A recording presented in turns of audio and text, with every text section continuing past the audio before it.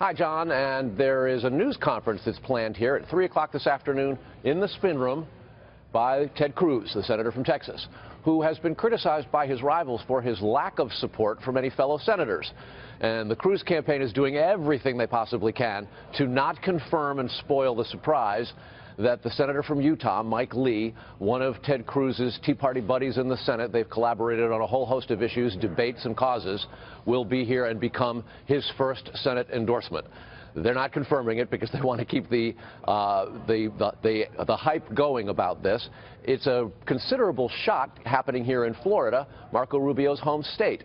And, of course, Rubio is trailing the polls in his home state. He says even if he doesn't win here, he's going to continue on and go all the way to the convention campaigning in all 50 states.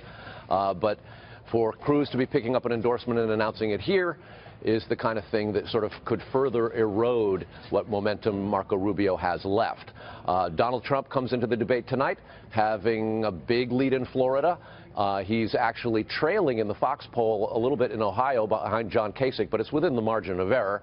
And Mr. Trump is going to be looking tonight to be, as he's been saying, a little bit more presidential. But he's quick to point out that when he's attacked, he's going to counterattack. When, in his words, when I get hit, I hit back 10 times harder.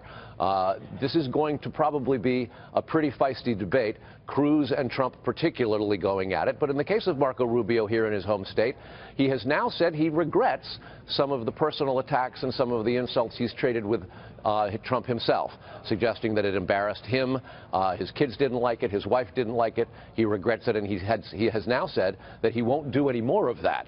Could be difficult tonight, given the nature of the fisticuffs.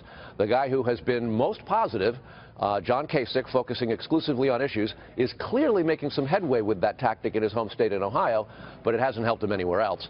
And this could possibly be the last of the primary debates on the Republican side. If Donald Trump wins Ohio and Florida, or maybe just Florida and puts away Marco Rubio, it's entirely possible that he'll decide that he's not going to come to debates anymore. Essentially decide that his campaign doesn't need to have debates. He doesn't have to trade elbows with his rivals. He can simply march to the nomination on his own. John? And make it something of a one-man show. Carl Cameron. You got it. In Coral Gables. Thank you, Carl.